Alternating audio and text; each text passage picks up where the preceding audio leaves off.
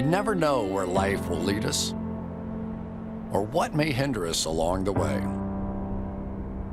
But while every day can feel like one big question mark, it doesn't have to. With the right insights, strategies, and solutions from Western and Southern Financial Group, together we can look ahead to leave the unknown behind.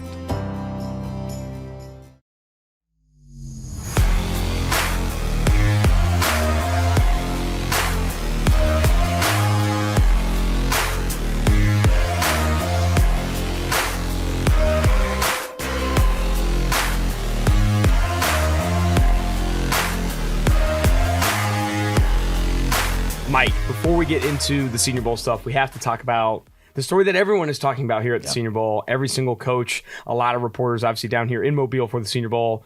Brian Flores stuff comes out like literally while we're at practice, right? I think the Brian Flores lawsuit literally comes out while we're there at practice. Alex Weprin, who is a media and business writer for THR, initially said Brian Flores is suing the NFL and the New York Giants, alleging racism in hiring includes private texts from Bill Belichick. Those texts read, I think this is an important part of it. The texts essentially insinuate Bill Belichick, obviously the coach of the New England Patriots, found out the Giants were hiring, like officially hiring, Brian Daboll the day before Brian Flores was scheduled to interview with the New York Giants, which leads to, obviously, the insinuation that they were really only interviewing him to accomplish the Rooney Rule, which is the Rooney Rule, which has been in effect for 20 years now in the NFL, where it ensures that all teams, when interviewing for a new head coach, have to interview at least 3 black head coaches. Fitting, is that correct? It's only one. Only one? It's only one. Oh, it's only one? Yeah. Only one outside candidate. Oh, wow. Okay, in-person interview. I thought it was 3. In-person interview with an outside candidate. Okay, so you only have to interview one. We have Brian Flores, then these texts from Bill Belichick. They say, sounds like you have landed. Congrats. And then Brian Flores says, did you hear something I didn't hear? He says, Giants, question mark, exclamation point, question mark, exclamation point. A ton of those. I interview on Thursday. I think I have a shot at it. That's what Flores says to Bill Belichick. Got it. I hear from Buffalo and New York Giants that you are their guy. Hope it works out if you want it to. That's definitely what I want. I hope you're right, coach. Thank you. Coach, are you talking to Brian Flores or Brian Daboll? Just making sure, obviously, because he, in that text, Bill Belichick mentions Buffalo and New York when he hadn't even interviewed. He hasn't interviewed yet, exactly. So then, I think a few hours pass by, and then Bill Belichick says, "Sorry, I fucked this up. I double checked and misread the text. I think they're naming Daboll. I'm sorry about that." Signs off the text. B. Flores says, "Thanks, Bill," and then goes into interview with the Giants the next day. And that is ridiculous, right? Like, that is obviously a sign that this interview was never meant to actually go through, and he never actually had a shot. Like that, at least from what those texts say. Yeah. So this whole sort of the Rooney Rule has not obviously worked. There's only one black head coach in the NFL. It's been in effect, you said, 20 years, since 2003. So for that to have, I think, literally gone backwards in terms of number of black head coaches shows you all you need to know about how much, quote unquote, good this rule has done. So I think this is at least going to be the end of this from the NFL's perspective.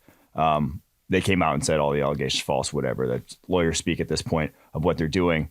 But 2, this has been sort of a known thing that a lot of sham interviews take place. Sort of the box ticking is not an uncommon thing known around it's the what NFL. This rule creates, and it's right? what exactly it's quite literally a negative side effect that has been the biggest criticism of the rule since its inception. And people, the NFL loves to pump its chest out saying, "Oh, look at these guys that got interviews and then advanced into head coach jobs that may not have gotten in the first place." When in reality, I truly think it's done more harm than good. I think in the allegation, they write out that obviously the Rooney Rule may have been well-intentioned, but it's just not working, right? And it's not working. Management is doing, it says in the allegation, management is not doing the interviews in good faith, and therefore creates a stigma that interviews of black candidates are only done to comply with the Rooney Rule, which is so true, right? Like, this rule was made because decision makers in the NFL are obviously racist. A handful of them are obviously racist. They put this rule in place to try and level the playing field, like other rules have been made in place in previous years, all with good intentions, but actually end up not working here. I mean, Mina Kimes came out and said, the only way you do this is you have to call out the decision makers who are making these bad faith decisions, right? And like, this is what Brian Flores is trying to do with these allegations. Will it go through? It's hard to say. Like, the NFL is an absolute juggernaut. You could easily see these allegations not go through, but these texts from Bill Belichick are obvious in one thing, whether or not the allegations go through, is that the Giants were already hiring Dable, and then they just were doing Flores, whether it was for a sham interview, to tick a box. He was not going to get the job that next day, right? Why wouldn't you just let Flores know that we're already going with Dable?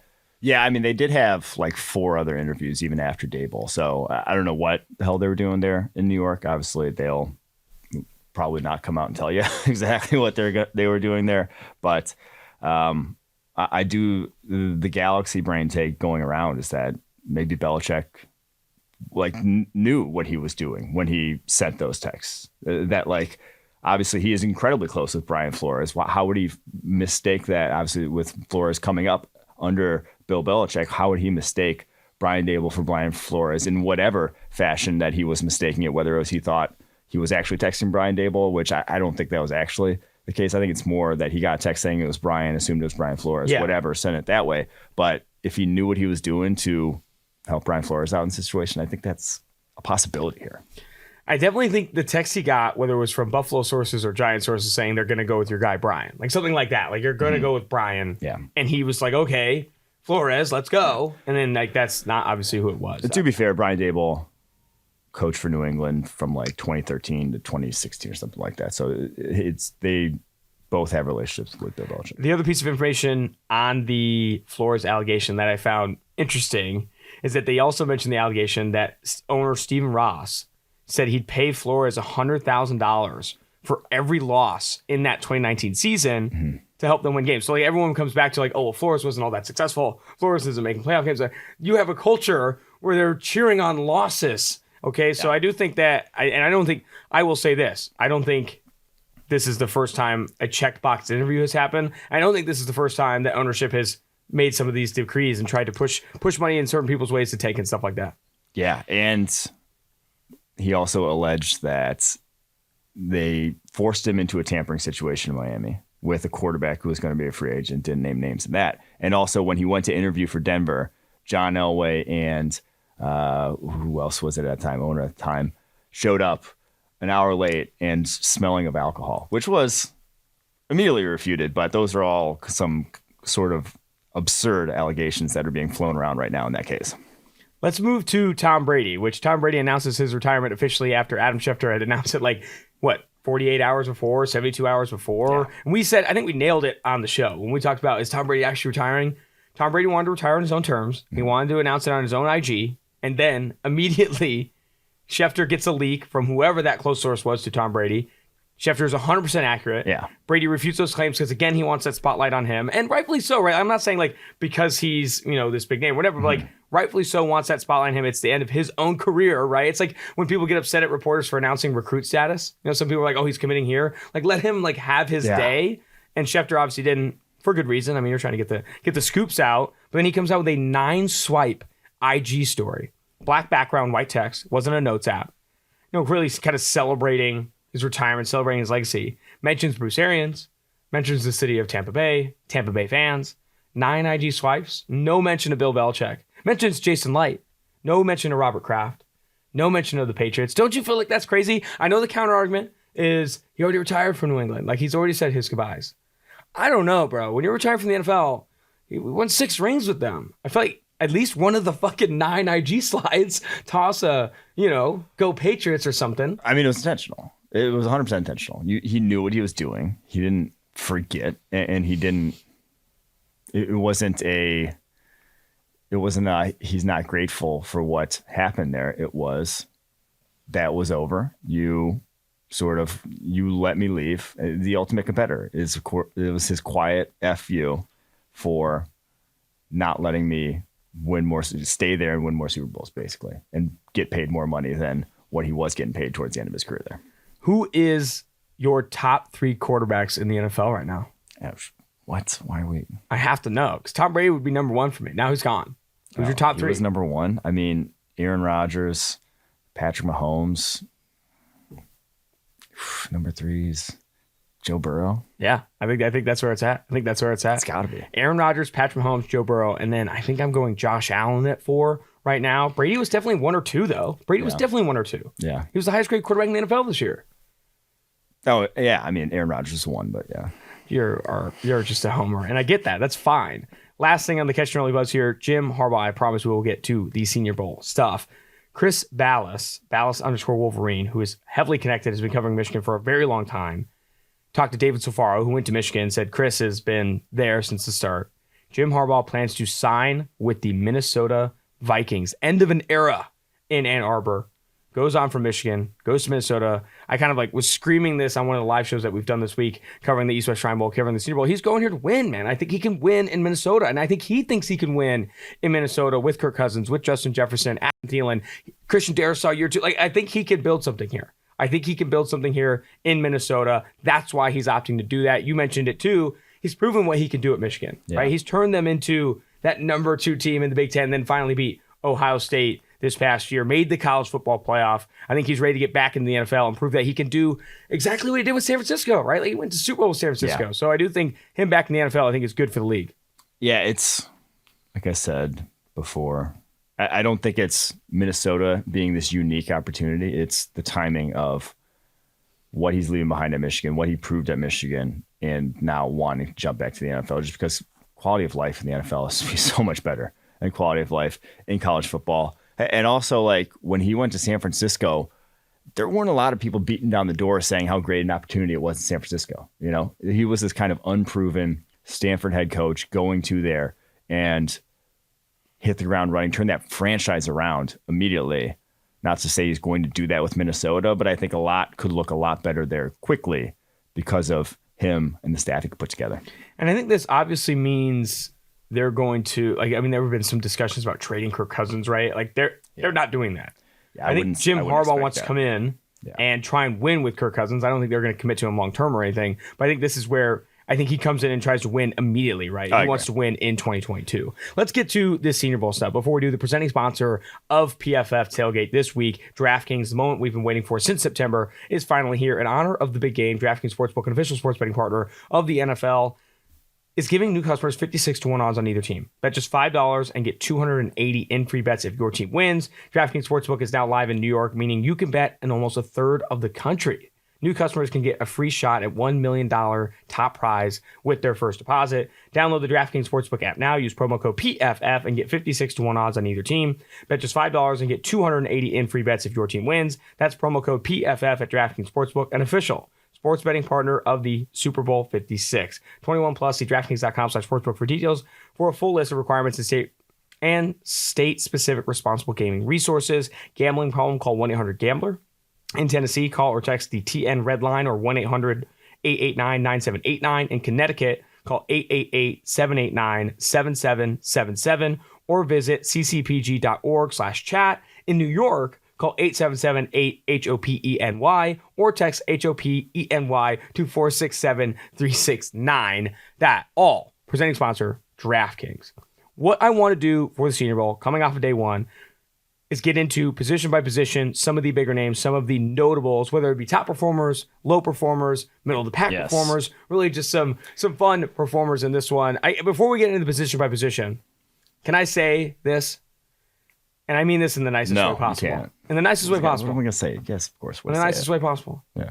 You could, going from East-West Shrine Bowl to the Senior Bowl, second you got here, you felt the energy. The speed, the size. There is so much talent here at the Senior Bowl. Talking to Lance Zierlein, Dane Brugler has mentioned that there could be upwards of 70 of the top 100 picks here in Mobile this week. That's how talented this group is. And you can feel that not just in the size and speed of the players, but people who are here, right? Dabo Sweeney on the sideline. BJ Fleck on the sideline. Coach O dapped us up on the sideline. Okay. Can I tell that story real quick? Please do. We're just standing there. Coach O is probably talking to someone else we're watching O-line, D-line. Coach O is talking to someone else. And literally they get done talking. They shake hands. He looks over at us, comes right over to me. He's like, hey, how you doing? And reaches out a palm as if he knew. He's like, good to see you. And I'm like, it was insane. Great to see you too, Coach O. Never met you before in my life. So what's crazy too is so he initially does that to you, right? And then me and David Safaro are standing right next to you, and he just bumps us down the line, dude. Like we're we're waiting for signatures or something. And like I think I had like an ear to ear grin because I'm like, dude, it's fucking Coach O, and you can like hear him from like a mile away. Yeah, he's there like, oh, is that brother? He just like that voice is just so iconic. I had a long conversation with PJ Fleck. We were talking about Daniel Falele. He said, talk about like how he got Daniel Falele to Minnesota. He was the only team in the recruiting process that flew his mom from Australia. Everyone else only flew Daniel Falele. Obviously spent some more cheddar to get his mom out there. He felt more of a connection. And man, Daniel Falele, the measurements, we talked about it on another episode previously here on Tailgate, 387 pounds, 6'7", 6'8", whatever it is, over like 10.5-inch hands. This guy is a monster, held up well in some of the one-on-ones today. Let's get into the quarterbacks though. My biggest takeaway, and you have right here written ... none, no notables. Well, this was going to be top performers that I was going to talk about for most positions, but some positions didn't have a top performer. My counter to that is I think it's notable that Zappe wasn't lost in what everyone's calling like, Zappe's mentioned as an afterthought, right? With these 5 quarterbacks or these 6 quarterbacks that are here. It's obviously Carson Strong of Nevada, Desmond Ridder of Cincinnati, Sam Howell of UNC, and I'm losing the names. I'm lost in the sauce. I wasn't listening. Carson Strong, Sam Howell, Desmond Ridder, Kenny Pickett, Malik Willis. Those are the 5. Those are the 5 of the top 6 quarterbacks in the draft. And then there's Bailey Zappe. Zappe was not an afterthought today. I thought he looked good. I thought Zappe was holding his own. And I think that speaks to the opportunity that Zappe has while he's out here. The Bailey Zappe, the Western Kentucky quarterback that literally like broke every passing touchdown, passing record this season. See, I didn't think he looked that good. Really? I didn't think many of them looked that good. So maybe like by comparison. But like it's because they all were kind of looking like cheeks. Like Malik Willis, it stood out how much arm talent he has compared to the other guys. Like he has an absolute hose. And it was quite easily the strongest arm of any of the guys in attendance. But also like throw in his timing all over the map, throw in like early to guys, probably on a handful of routes, accuracy all over the map. I didn't think he made himself any money. Like I said, I don't think any guy really looked good out the gate. If there was anyone, I think Carson Strong, like from a sort of expectation standpoint, may have been a little bit better just in terms of like pure arm talent and how he looked. But that's it, man. It was not, no one really made themselves money. Shit, the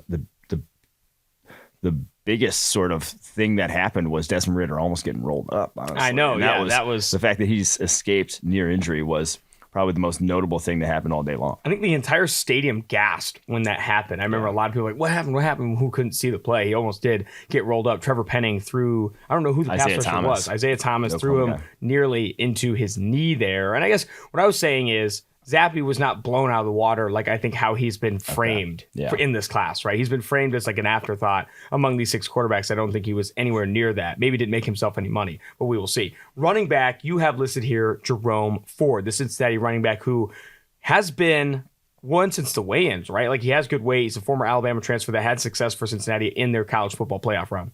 Yeah, so he checks in at 209 pounds, which he was seen as kind of like a speed back at Cincinnati. But 209 pounds that's legit all around. That's what, Aaron Jones is checking in at as kind of I guess he's not a bell cow now, but like a guy who has carried the full-time workload at times throughout his career. So I think he's more than big enough to do that. And Aaron Jones is kind of not a bad sort of skill comp for what Jerome Ford brings to the table. Dude is explosive, and he looked good as a receiver. I think that was the biggest thing in this one that, again, not used a ton in that role at Cincinnati, but caught everything that was thrown his way today, got open on some go routes. Like he was, like I said, probably the best running back here, probably best all-around running back from day one. I also feel that your guy, Rachaad White, maybe not in some of the receiving drills. I think we saw some bad routes there, but he did look very spry with the ball in his hands. I mean, specifically in the team drills, I thought he had some success, had some of the bigger runs there. I think the receiving drills, he wasn't standing out as much as we'd hoped, but he was another guy that you could tell had legitimate juice, the Arizona State running back that we've also had on this show. Wide receiver. It's not a great wide receiver class down here in Mobile. Jahan Dotson was going to be the best guy here. He ends up opting out. That's the Penn State wideout. The highest guy on our draft board is Jalen Tolbert, South Alabama wide receiver who's obviously playing here in his home stadium, and he looked the best of anyone this week. Yeah, it was quite easily the best of anyone this week. Today. Yeah. There's just not a lot, like I said, not a lot of talent here. With no Jahan Dotson, this is a uniquely weak wide receiver class by Senior Bowl standards. But Tolbert in his home stadium, you saw that explosiveness. Now we talked about how he's not actually 6'3", he's 6'1". That's a little unfortunate because high pointing, catch point is one of his best skills, but he still showed it. He went up against Treakwillen, the 6'3" monster cornerback from UTSA, who was a top 10 Bruce Feldman's Freaks List guy, and cooked him deep and then beat him at the catch point. Like, he has that ability to his game. And again, like I said, no one else really out here had that. Like there's a lot of kind of slot-ish question mark physical tools kind of guys at the receiver position here down in Mobile. Talking to Fleck a little bit, he admittedly said he has not watched a lot of the receivers in attendance at the Senior Bowl, but he did watch some of the drills, and some of the guys he liked but was not emphatic about any one of them was Khalil Shakir, the Boise State slot receiver, and then also North Dakota State's Christian Watson, who weighed in at 6'4", 211 with a 10-inch hand and 32 3/4-inch arms. I wasn't as blown away by Watson. I mean, I don't think Fleck was either. I don't think Watson. I think you are right in that Tolbert was an arm and a leg better than a lot of these guys. There's not a clear number 2 even yet. I think we'll see that as the week progresses. Offensive tackle, Darian Kennard was called out by the Lions coaches as the top offensive tackle at the back end of practice to go against Jermaine Johnson, who we'll mention a little bit later because of the success he had in the one-on-ones, right? He was also moving some people in the run game. He also won a lot of the measurements coming in with the, 34 and 5/8 inch arms, 6'5", 324. Monster dude, 11.5-inch hands. This guy is huge. Everyone positioning him as a guard at the next level, and I think we still have him as a guard on PFF's draft board, but showing up, playing almost exclusively right tackle today. They were not moving him around like they did with Zion Johnson playing guard and center. He was almost exclusively a right tackle and was winning a lot of his reps. He wasn't perfect on the day, but man, Kennard, a very positive start, starting with the measurements and even into day one. Yeah, I was talking to Colt Kublick, who's ESPN, SEC Network guy, former offensive lineman for Auburn, and now an announcer. And he just said he hates Kennard's hand placement. I did too. Like, it's like his hands and his pass sets were so tough at Kentucky, and he really got exposed in that regard this past year with the switch in the offense going from, oh gosh, I'm trying to think of their offensive coordinator now, name's escaping me, but going from, he was on the Rams staff prior, and so like going from a more run happy quarterback involved run to, Will Levis behind center, more of a pocket passer, actually having to do drop back passing concepts, and he didn't have it, but goes to Senior Bowl. I thought his feet and his pass sets looked so much better already. And hand use is still an issue, though. Like, he still does have wide hands. Was throwing some flashes and whatnot at guys that is still going to be a work in progress in that regard. But my God, 11.5-inch hands the guy has. 34 and 5/8-inch arms. Like, he has real deal physical tools. And it shows as a run blocker. Like, he uses his hands well as a run blocker to where I think there is something fixable there. I still do think he's probably a guard, but he was one of the only guys who held Jermaine Johnson, the Florida State edge, who won reps against him in one-on-ones. Jermaine Johnson, we'll get to later. I want to talk interior offensive line and tight end. I skipped over tight end. Yeah. Well, it's because they're really, for as much hyped as this tight end class was, no one was even getting, I was very underwhelmed by the tight end class. Even Trey McBride, who we love. Tight end 1. And I feel very confident about that, even still after watching the guys here.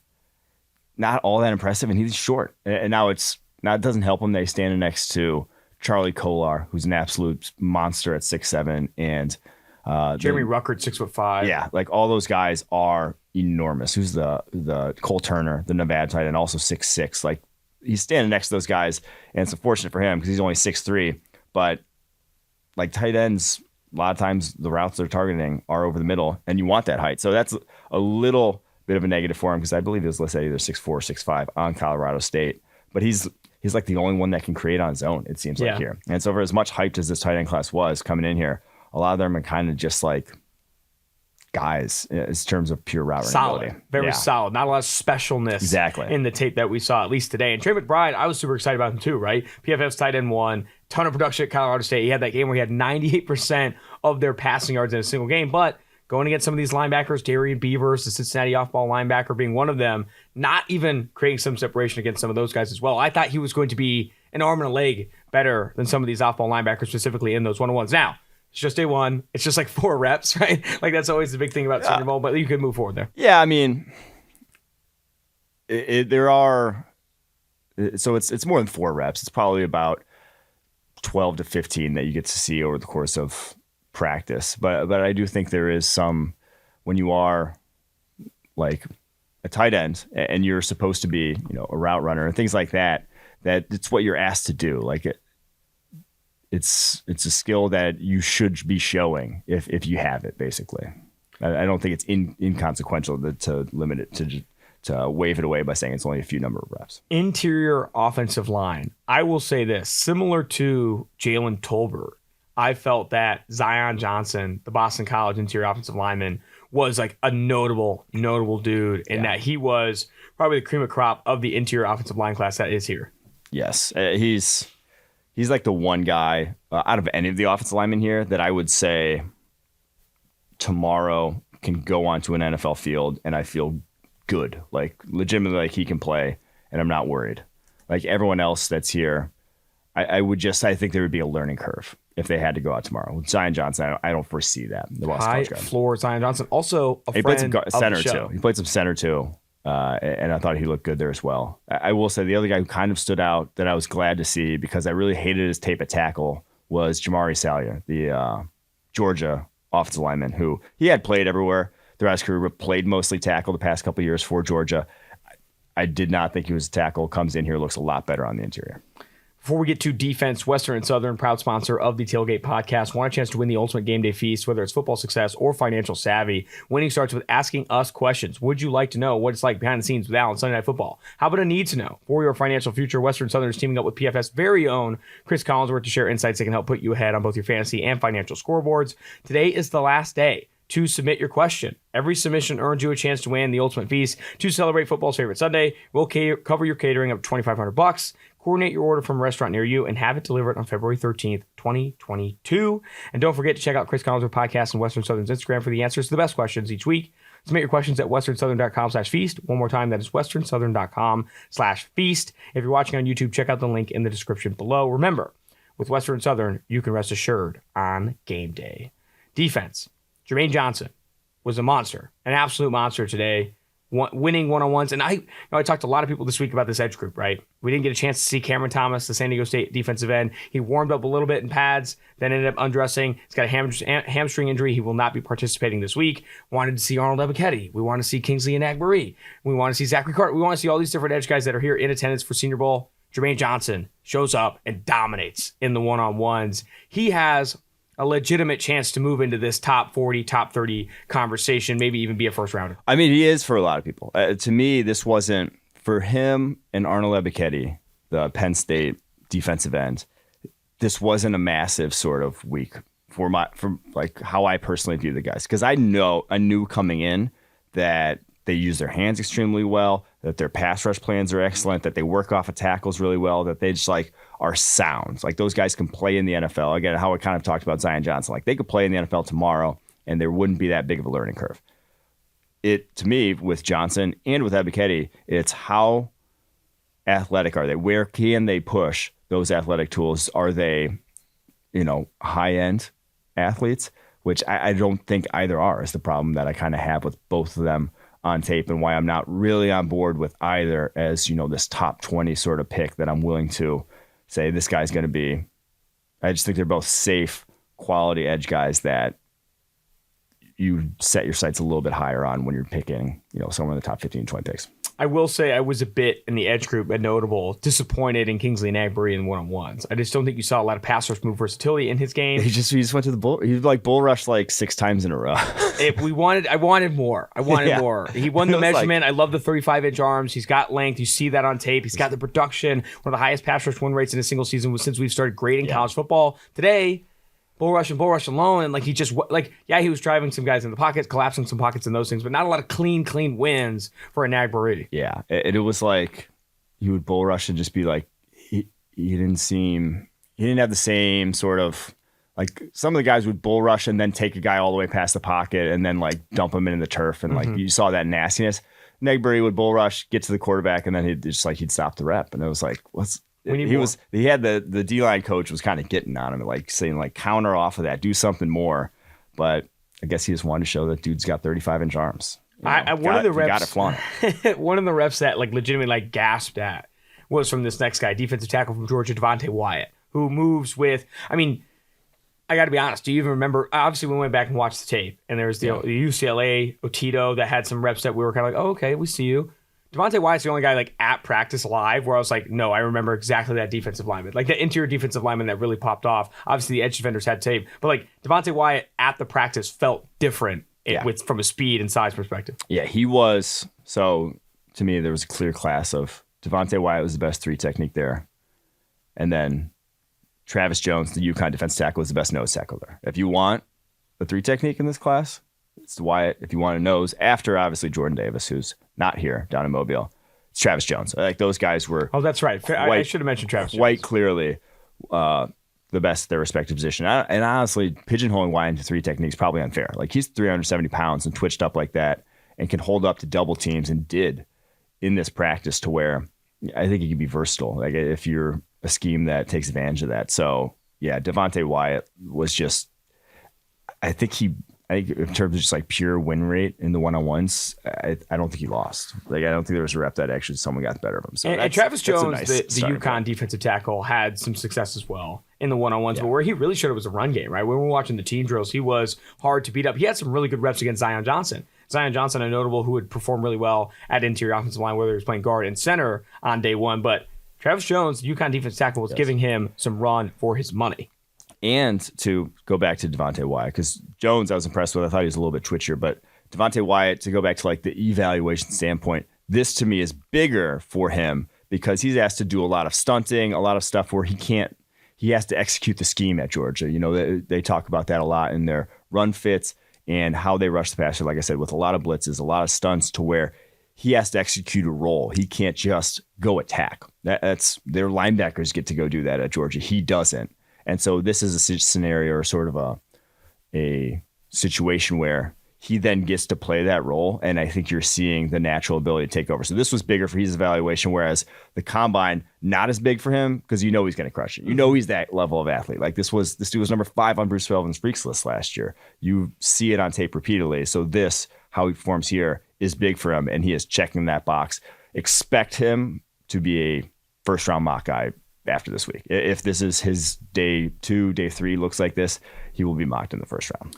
Linebacker, I know you want to highlight Oklahoma linebacker Brian Assamo. You're obsessed with his feet, the sideline to sideline speed, all that stuff. I feel like Rex Ryan up here. I can't stop talking about it. Like the dude moved so differently than anyone else out here, and just what he can do from a movement skills perspective at linebacker is like what you want in today's NFL. But continue. Sorry. I was saying before we give Assamo the rest of the podcast. Yeah. Darien Beavers, who was a guy I highlighted going in that I really wanted to see more of, I thought has not had a perfect day, maybe not as well as Assamo, but he's looked really good in space, and he's even looked good in the team fits as well. I think Darien Beavers is a name that is ascending for me. He's a nice like top-down linebacker who like if you're playing a lot of zone where that guy has to drop. Yeah, you don't want him turning his back. Yeah, exactly. Like where he's starting deep and then coming forward. Like I like him in a role like that. Similar sort of vibes-ish to like a Leighton Vander Esch. And then like what he can do and kind of like the size of it, probably a little bit smaller than that, but like that's just what you're envisage him and like what his usage was. And like when Vander Esch was at his best, it was in this like top down role of just like spot dropping and then coming forward to attack guys underneath him. And there are some talented linebackers here, right? Brian Assamo came in at 6 foot, 222, 33 and 3/8 inch arms from Oklahoma. Those are insanely long arms. Him and Kirby Joseph, you don't see a lot of guys who are 6 foot tall, listed at 6 foot, and then have 33 plus inch arms. Those guys, like that's you make money purely based off of that measurement because NFL teams love long arm linebackers. We were laughing on the sideline because we were looking at Kirby Joseph and like his arms are grazing his knees. Yes. If you're listening to the podcast, stand up and see where your arms end. Yeah. They don't end at your knees. Dude, we were watching Brock Purdy and the Iowa State. I'm not going to say it wasn't to his knees. It was barely to his like I'll say the PG version, which we were wondering if he could even get in his pockets without bending over.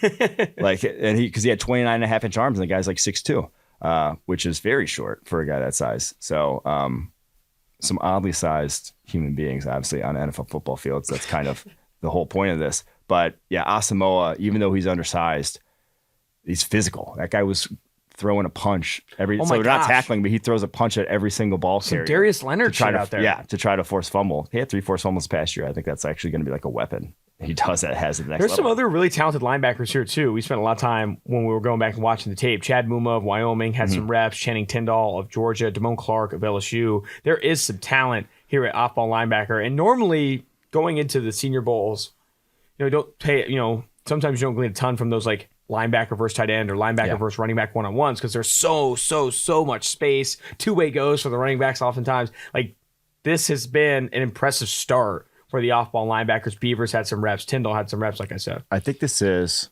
I may have said this already, but I think it's the best linebacking class since we started grading like a PFF. Like, the most talent, the most guys who are going to end up like top 50 on the PFF draft board. I think there's 5 right now. I could see there being 6 when all said and done. I just really like the linebacker class. Let's get to the secondary here. Not a monster top performer here. This one has a woof next to it. Before you get to that name, Roger Mccreery, I will say, I came out with a tweet talking about his arms, and he has sub 30-inch arms, which is only 5 cornerbacks in the NFL that have sub 30-inch arms and have played over 400 snaps at outside cornerback over the last 5 years. Those names are Ross Cockrell, Dante Jackson, Cameron Sutton, Troy Hill, and Devontae Maddox. You're going to have to fly, and you're going to have some ball skills. The only one that's actually stuck as a starter runs a 4.31. Exactly. So, you're going to have to fly. Roger McCreery, 5'10", 189 pounds, 29 2/8-inch arms. This isn't even like slightly. It's 29 1/4-inch arms for Roger McCreery. Now, he was, I'd say, the least sloppy of these guys, though. Like, he came in and was not completely off balance at times. I thought he looked really good. Now, you're going to have to deal with the outside, the arm length stuff. And he played in the slot a lot today, too. Like, they put him in the slot. They put him outside. Teams know that with that arm length, you might have to have some time in the slot. Yeah, this cornerback group was straight up not good. Like, and it was not even... And it wasn't even going against great receivers. Exactly. That was the other part of it, where it's like, man, there just was not a lot to write home about in those one-on-ones like there usually is here at Senior Bowl. I will say the guy who like stood out, but in a way that was scary, is Darian Kendrick, the Georgia corner. He is, when left kind of like on an island without, the advent of this all-world defensive line, he doesn't have speed. Like you saw it 2 years ago against Olave. You saw it at times against Jameson Williams. Like I'd be surprised if he runs anything under 4.55. Like, and that's no way, really that bad. Yeah. Damn, Darian Kendrick, how the mighty he just had a bad day. Like, just was not sticking with anyone. I have one more cornerback notable before we get to safety, which I think is this guy's going to be one of our guys here. We're going to be talking about him a lot in this draft process. But Felix Jones Jr., Tennessee wide receiver, goes against Tariq Woolen in a one-on-one today. Tariq Woolen is this UTSA corner that is 6'3", 205 with 33.5-inch arms. So he's a monster compared to all these cornerbacks really here and compared to a lot of these receivers. Meanwhile, Felix Jones Jr., 5'11", 203 with 31-inch arms. In the first rep, the UTSA corner, the guy with 33-inch arms, just locks him up. They don't even get the ball thrown, right? Like, he runs a slant. This guy can't get off press. It's over. Then the coach, I think was one of the Lions coaches, says, run that back again. We need to see that one more time. And they put Woolen back up there. Felix Jones doesn't even get touched at the line, dusts his ass, and burns him. Like 2-3 yards of separation down the right sideline. It was such an impressive rep for Felix Jones. They end up dapping it up at the end. But I thought that was a very fun part of the practice because Felix Jones Jr. was so upset putting that rep on tape. He was upset at the play call. He was upset at something. And then obviously getting that opportunity to go back and go against Woolen. And they end up, obviously it wasn't like a menacing thing, but it was one of the more interesting reps of the day. That is, though, why... corners like that, like Woolen, 6'3", 205, 33.5-inch arms. Why like those massive, massive corners, though? Why some schemes and some defensive coordinators like guys like that, where it's like, he's not going to stay with them on a full route tree. Like, if you ask him to go play man coverage or like just... He doesn't have the twitch, go one-on-one, that it's not... Yeah, exactly. You can't sink. Like, he's so high cut. Like, the guy's legs are so long, you're just not going to... It's like... it's like LeBron James trying to guard and stay with Stephen Curry. It's just not going to happen. Like they're two different sizes of human beings. But when a guy like Woolen wins, that route's over. Like when he wins, you're doing nothing. You can't throw the ball that way. That he is taken out of the play entirely, and that completely F's with progressions, route concepts, whatever, timing. It can screw up a whole passing play. So I think that's like something to highlight about why guys like that will never go out there and look great, but it is sort of the press technique. It is the physicality that they can bring that you would like to see. Like those high-end reps are still stuff that matter. On to Jaylen Petrie. It was the Jaylen Petrie show. Safety out of line. Safety out of line. I almost called him the safety out of linebacker. It's not a bad description of what he does.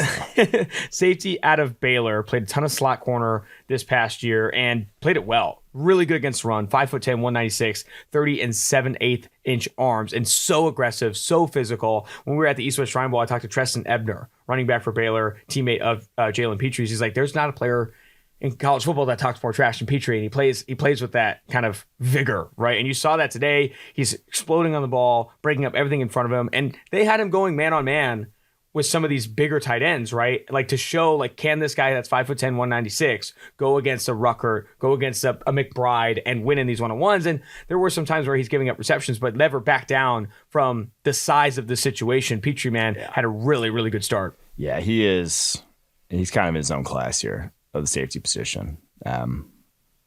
Now, he didn't play a ton of like true safety. They still had him around the line of scrimmage, which if you're drafting him with the tape he puts in the run game, you'd be silly not to put him like at either dime linebacker, slot corner, whatever, around the football, because he is a monster in that regard.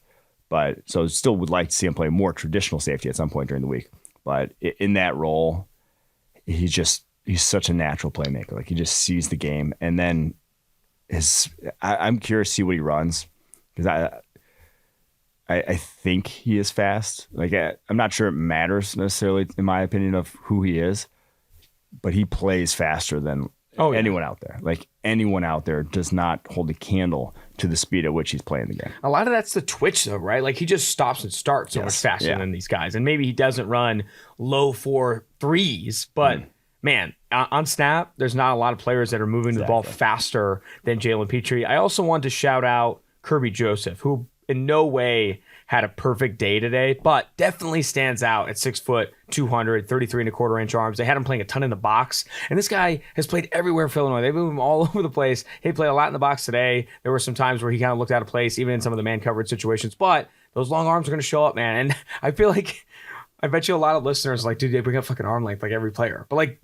the more I've been a part of this process, the more at all positions, long arm length, wingspan matters at all positions. And seeing some of these guys that do have outlier levels, maybe not outlier levels, but on the high end of the distribution in arm length, like a Kerby Joseph, like a Tariq Woolen, like, the linebacker Brian Assamo, that matters, man. That's going to show up when you're drafting guys to be freaks. You are drafting players, human beings, to be rare. You're drafting them to be 1% of the world. They better have fucking 33-inch arms and look like pterodactyls, man. You're going to need them to do that. Yeah, and I think that's the biggest, you touched on at the top, going from the Shrine Bowl to here, is just like these guys are imposing to be around compared to, not to say the guys over there weren't. Wow. But like, you want to fight everyone at the Shrine Bowl. I get it. And you see it more so in the trenches. And I think that's the biggest like difference, like the pop and just the explosiveness. And it really speaks to kind of what we say about why you want to draft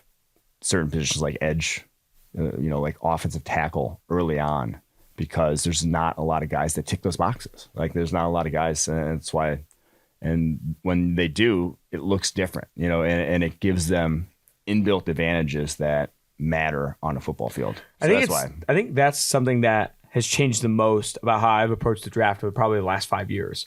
And starting with PFF in May of 2017 and taking like football guy approach, or a guy that has a ton of production, and look at, you put a lot of weight into PFF grades and these things, like what happens on the football field. I think I undervalued how important it is to be freakish and different and outlier levels of size, weight, height, speed, all that stuff. And when you talk to, we were talking to coaches and scouts at the East West Shrine Bowl, talking to coaches and scouts today, it's one of the first things they bring up, dude. First thing they bring up. Daniel Jeremiah, the first time we put Mekhi Becton in top 10 of mock drafts, say, how many players are waking up that big? Not a lot. And that's what teams want. And so I hope it's that we don't sound like a broken record bringing up a lot of these guys' measurables, but man, it is going to matter. It is going to separate, the top 10 picks from, honestly, the day 2, day 3 picks. So that's going to do it for this Senior Bowl recap day 1. We're going to be coming at it all week long. Probably won't have a podcast out tomorrow. We should have a podcast coming out on Friday to recap. Or no, we're going Thursday, right? We're going to go Thursday, come out with one Wednesday. Come out. We got to delete the tweet. We got to delete the tweet. Oh, I the didn't Senior have Bowl to delete- edition. Oh, the Senior Bowl edition. Of a guy who was at the Senior Bowl, I believe. Actually, now that I say that, no, he was definitely at the Senior Bowl. Whispers. Oh no, I didn't see this tweet from you. Whispers. April 28, 2017. Try to guess who this tweet's about here. Whispers. Chargers just got the best offensive lineman in the draft. This is about Forrest Lamp. This was about Forrest Lamp, and that was now. In my defense, not a great offensive line draft. That was the Bulls Ramchick year, so wasn't great, but they called Forrest Lamp the best offensive lineman in that draft on draft day for some reason. And well, yikes. He went to the Chargers though, so like that's kind of my excuse. Fair enough. I get a redo in that one, but that one is a delete the tweet Hall of Famer for myself. I don't have a delete the tweet for today, but I'll try and maybe prep one for officially from Quinn, the producer. We are going to record an episode after practice tomorrow. Should release it that night or early that next morning, and then a full Senior Bowl recap, Senior Bowl East West Shrine recap, maybe even a mock draft. Who knows? We'll see. On the Monday following. Make sure you go get your draft guide, by the way. You can go to pff.com, get your draft guide right now. Use promo code SUPER25 for 25% off. Until next time, Austin Gayle, Mike Renner, Tailgate.